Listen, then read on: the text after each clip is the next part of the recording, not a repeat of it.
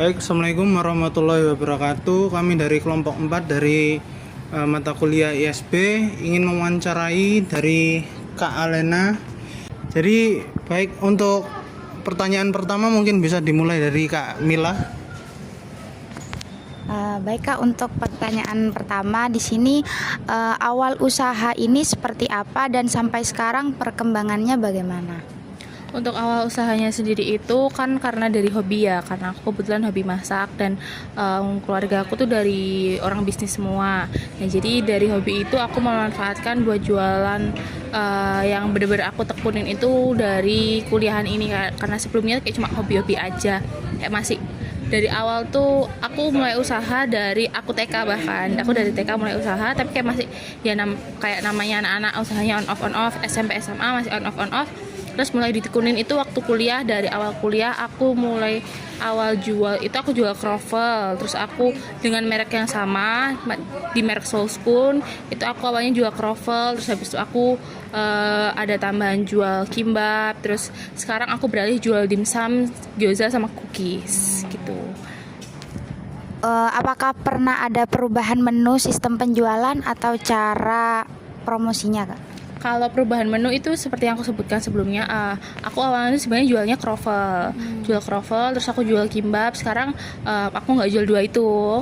Sekarang aku ikut tren pasar dan kayak aku benar-benar mau menekuni di dua bidang ini, di dua menu ini, di tiga menu ini ada di dimsum, gyoza, sama soft cookies. Nah, untuk perubahan pemesanannya, dulu kan aku PO ya, pre-order. Kalau sekarang aku ini udah ready setiap hari. Iya. Terus sekarang itu kalau dulu kan aku cuma dari sosmed PO teman-teman. Sekarang aku juga udah nge-supply di beberapa kafe. Iya. Banget Kak. Untuk tantangan terbesar yang pernah dihadapi usahanya Kakak ini apa? Kalau tantangan itu yang pasti ya, karena targetku mostly itu mahasiswa kalau misalnya awal bulan uangnya masih banyak, pada kenceng jajannya. Kalau misalnya udah menjelang akhir bulan, pertengahan ke akhir tuh rada mulai surut.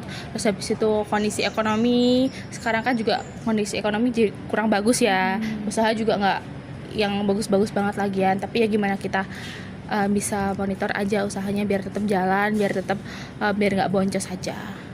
Ini lagi satu lah Kak. Bagaimana dampak pandemi atau persaingan usaha terhadap penjualannya Kakak?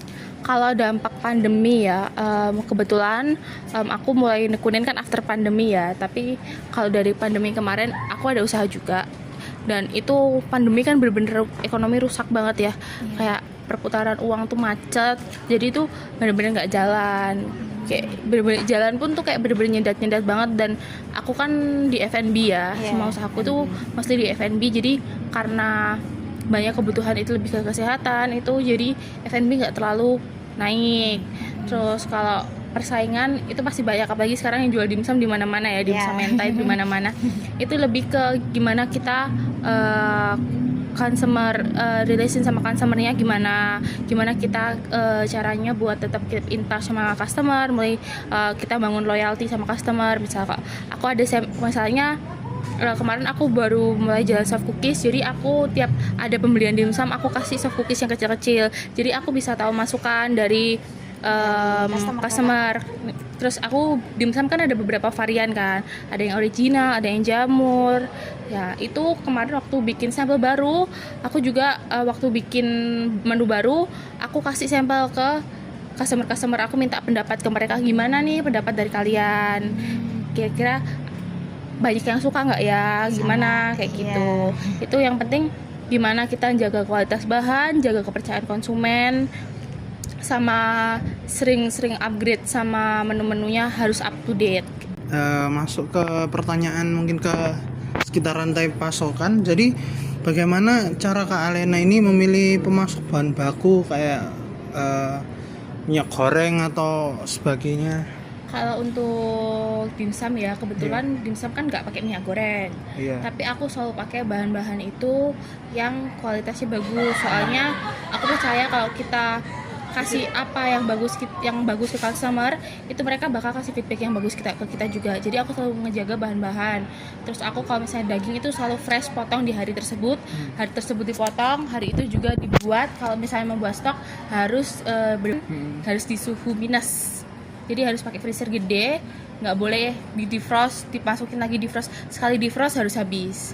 Kayak gitu. Terus untuk sayur-sayur aku beli sendiri, jadi aku ada pemasoknya sendiri buat milih sendiri kayak gitu. Kalau sayur-sayur mostly itu organik dari tetangga-tetangga aku, jadi bahan itu aku datengin mostly dari luar kota, seperti itu. Baik. Terus ada kriteria khusus nggak dalam menjaga kualitas bahan baku? Ayam, especially ayam sih paling penting. Ayam itu karena ayam itu kunci utama ya. Bahan utamanya ayam itu harus benar-benar fresh, dipotong saat itu, dan aku nggak ngambil dari tempat lain selain satu pabrik aja, biar tetap ngejaga bentuk kayak kualitas ayamnya, kualitas dagingnya, teksturnya itu benar-benar ngaruh sama adonan dimsumnya. Terus kalau bahan-bahan aku nggak pernah punya alternatif.